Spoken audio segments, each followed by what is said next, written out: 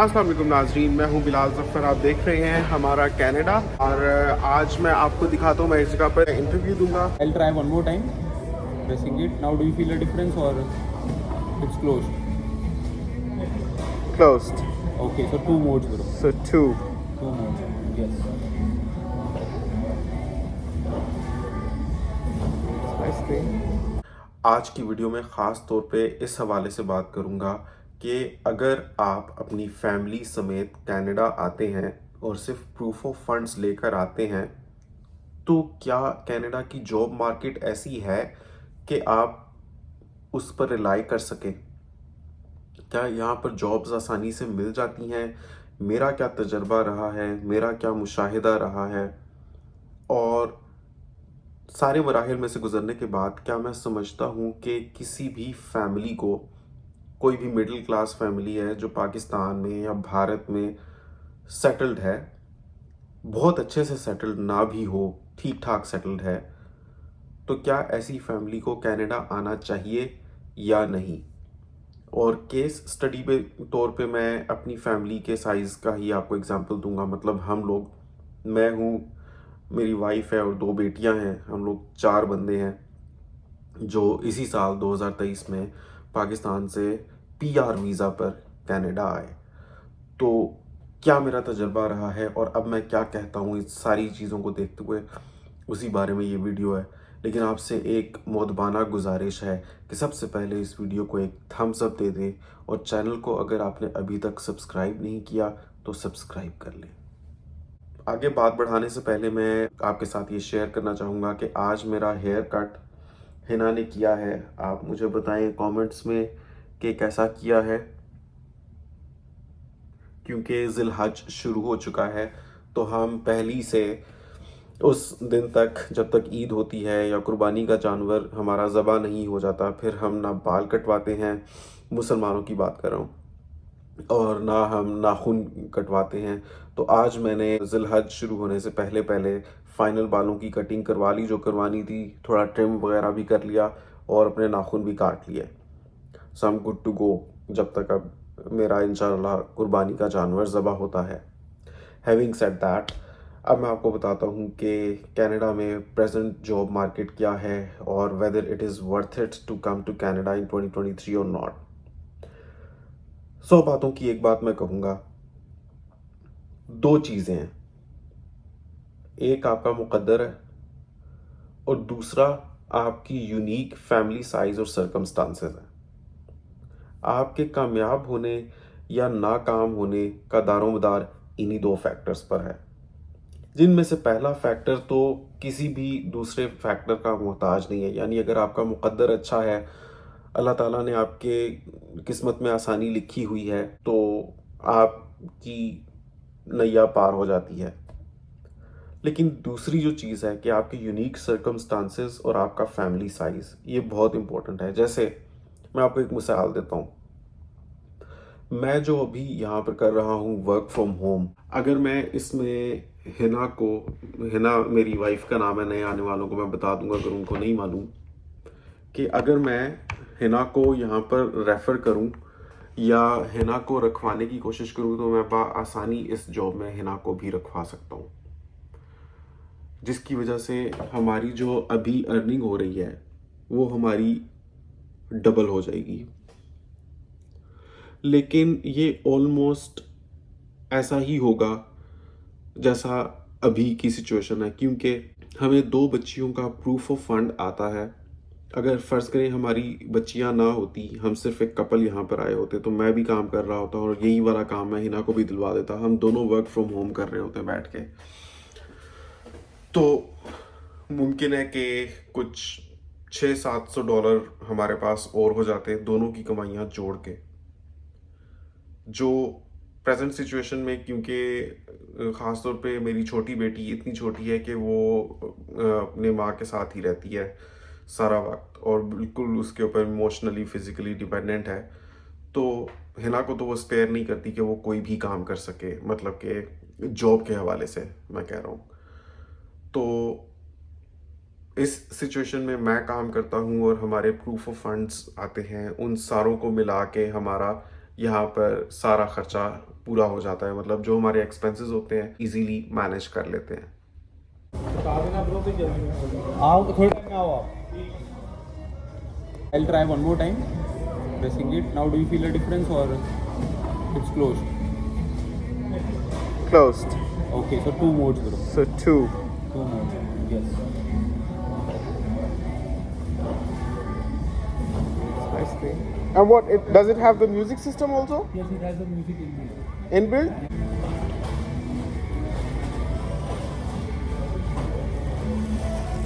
लेकिन अगर बच्चियां ना होती और आपकी वाइफ में कैपेबिलिटी है, तो आप अगर एज अ कपल जा रहे हैं, तो कहने का मकसद ये है कि हमारी सिचुएशन में हम दोनों को जॉब मिल जाती और हम लोग एक ही कंपनी के एम्प्लॉई होते हैं और घर से बैठकर काम कर रहे होते हैं, और जितना कमा रहे हैं उससे भी तकरीबन $600-700 और ज़्यादा कमा रहे होते हैं।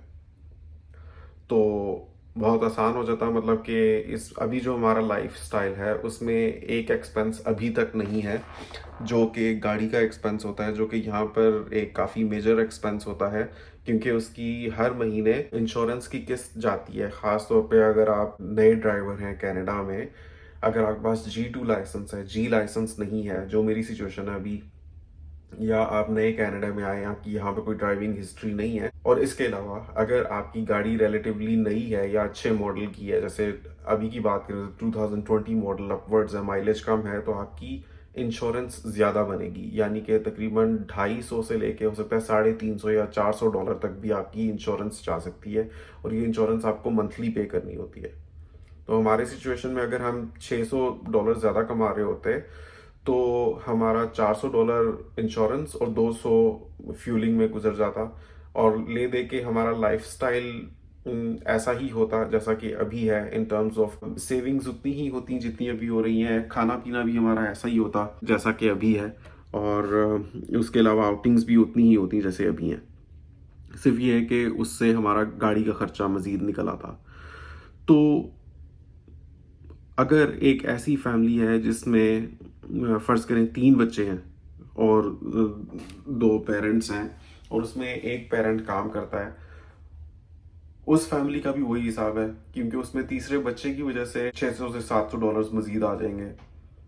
तो अगर आप ऐसा कपल जा रहे हैं तो आपको दोनों को काम करना पड़ेगा। अगर आपके बच्चे हैं जो कि 18 साल से कम उम्र के हैं, और आपकी सैलरी जो टोटल एनुअल है, ख़ास तौर पे अभी जो हमें प्रूफ ऑफ फंड मिल रहा है, हमारी 2 साल पहले की सैलरी की बुनियाद पर मिल रहा है। तो थर्ड वर्ल्ड कंट्रीज़ में तो annual salary obviously first world countries के बराबर नहीं होती, तो आप एक सर्टेन क्राइटेरिया से नीचे ही होंगे सैलरी के हिसाब से, तो आपको मैक्सिमम चाइल्ड बेनिफिट मिलेगा। तो आपके 2 बच्चे हैं या 3 बच्चे हैं, या आप सिर्फ एक कपल हैं और आपका कोई बच्चा नहीं है, तो सब के केसेस में ऑलमोस्ट सिचुएशन यहाँ पर सेम हो जाती है। मतलब कनाडा की आप इसको एक पॉजिटिव चीज़ कह लें या नेगेटिव चीज़ कह लें कि यहाँ पे डिफरेंस ऑफ क्लास या फाइनेंशियल स्टेटस का डिफरेंस बहुत कम हो जाता है बहुत सी चीज़ों की वजह से। अभी आप देख सकते हैं कि अगर किसी के बच्चे नहीं हैं तो वहाँ पर दोनों जो पार्टनर्स हैं एज अ कपल काम करके जितना कमा रहे हैं, उनकी वही सिचुएशन है जिनमें जैसी एक दूसरी फैमिली जिसमें एक पेरेंट कमा रहा है, एक नई जॉब कर रहा और बच्चों का बेनिफिट आ रहा है, तो ले दे के उसमें वो ऐड करके उनकी सैलरीज के बराबर हो जाता है, या 3 अगर बच्चे हैं तो और भी ज़्यादा कंपैटिबिलिटी बढ़ जाती है। तो यहाँ पर आप मैनेज कर सकते हैं ख़ास तौर पे चाइल्ड बेनिफिट्स की वजह से। लेकिन अगर यहाँ पर चाइल्ड बेनिफिट्स ना मिल रहे होते तो फिर गुजर बसर बहुत मुश्किल हो जाती। मतलब एक बंदे के बस की तो बात ही नहीं थी। मतलब आप सवाल ही पैदा नहीं होता कि सिर्फ एक बंदा काम कर रहा है फैमिली में और पार्टनर काम नहीं कर रहा, और फिर भी आप कनाडा जैसे मुल्क में सर्वाइव कर पाते बिल्कुल बुनियादी किस्म का भी। तो the reason it is possible is because of Canada child benefits. ये इतना इंपॉर्टेंट होता है। अब एक और सिचुएशन मैं आपको बता सकता हूँ कि अगर बच्चों वाली फैमिली है उसमें दोनों पार्टनर्स काम करते हैं, फर्स्ट दोनों पेरेंट्स काम करते हैं, तो फिर वो ऐसे ही हो जाएगा जैसे एक पेरेंट काम करे और एक ना करे, क्योंकि बच्चे का चाइल्ड बेनिफिट तो आएगा लेकिन जो दूसरा पेरेंट काम कर रहा होगा, यानी फ़र्ज़ करें कि हमारे केस में अगर हिना काम कर रही हो तो जीनिया को डे केयर में रखने का, जीनिया हमारी जो छोटी बेटी है 1 साल की, उसको डे केयर में रखने का इतना सब्सटैंशियल खर्चा हो जाता कि हिना की जो एडिशनल इनकम हमारी फैमिली में आ रही होती, उसमें से सब्सटैंशली उसके डे केयर में निकल जाता। तो ले दे के बात वहीं पर आ जाती है। तो बहुत से फैक्टर्स होते हैं जो इम्पैक्ट करते हैं। बस ये है कि आपने बहुत सोच समझ कर यहाँ पर डिसीजन लेना है कि आपने किस शहर में सेटल होना है और आपने किस किस्म के एक्सपेंसेस करने हैं। तो मैं ये कहना चाहूँगा कि कनाडा की जॉब मार्केट अभी टफ ज़रूर है, कंपैरेटिव ज़रूर है, लेकिन इम्पॉसिबल नहीं है। मुझे आज एक और फुल टाइम जॉब ऑफर हुई है, उसके बारे में आपको डिटेल्स बताऊंगा। स्टार्ट हो रही है सितंबर से। तो अगर मैं अपनी बात करूं तो मुझे इस वाली को मिलाकर टोटल 5 जॉब्स मिली हैं अभी तक, और मुझे आए हुए क्या 4 महीने हुए हैं। तो 4 महीनों में अगर मैं 5 जॉब्स ढूंढ सकता हूं, और हमारी फैमिली में सिर्फ मैंने ही जॉब्स ढूंढी है, हिना ने तो ढूंढी भी नहीं है।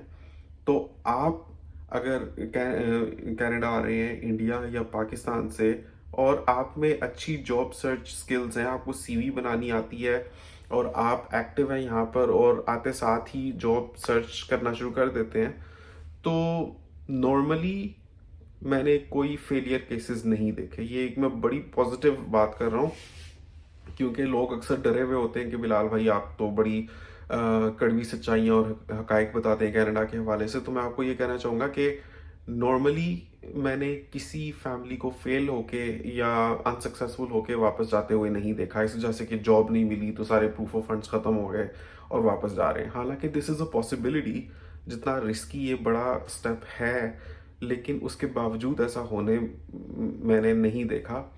इसमें डेफिनेटली अल्लाह ताला अपना करम दिखाता है कि लोग जब इतना कुछ छोड़ के सेक्रीफाइसेस करके यहाँ पर आते हैं तो अल्लाह ताला उनकी बागडोर संभाल लेता है और people are able to manage everything here. तो इसलिए आप मेरे चैनल पर रियलिस्टिक वीडियोस ज़रूर देखें, लेकिन साथ ही इस बात को ध्यान में रखें कि हमारे पास अब पीआर कार्ड्स आ चुके हैं और अगर हम चाहें तो अब हम वापस पाकिस्तान जा सकते हैं। वहाँ पर हमारे पास सब कुछ है जो हम छोड़कर आए थे, या जो वहाँ पर जो हमारा लाइफ स्टाइल था, हम जाकर दोबारा से उसको रिज्यूम कर सकते हैं।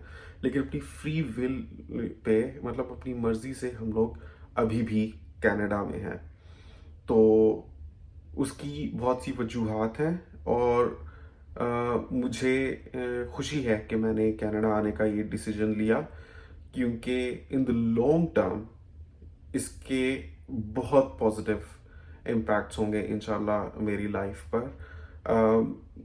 छोटी मोटी तकलीफ़ें तो डेफिनेटली देखनी पड़ती हैं, ये बहुत बड़ा स्टेप है। इट्स लाइक आपने एक नया जन्म लिया हो, जैसे आपकी दोबारा से पैदाइश हुई हो, इस तरह से इतना बड़ा ये स्टेप है जब आप सब कुछ छोड़ के एक दूसरे मुल्क में आ जाते हैं।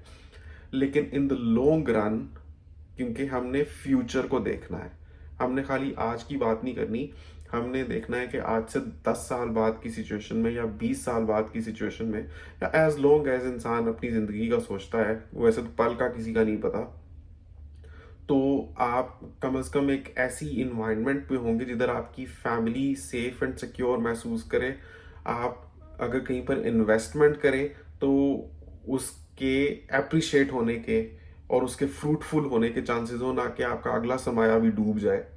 और आपको अपने ज़िंदगी में आगे जाकर काफ़ी ऐसे लोग मिलेंगे यहाँ पर, क्योंकि कनाडा में ना पाकिस्तान से, इंडिया से, दुनिया भर से, मिडल ईस्ट से भी लायक लोग, अमीर से अमीर लोग बड़े सोचे समझे डिसीजंस लेकर यहाँ पर आते हैं।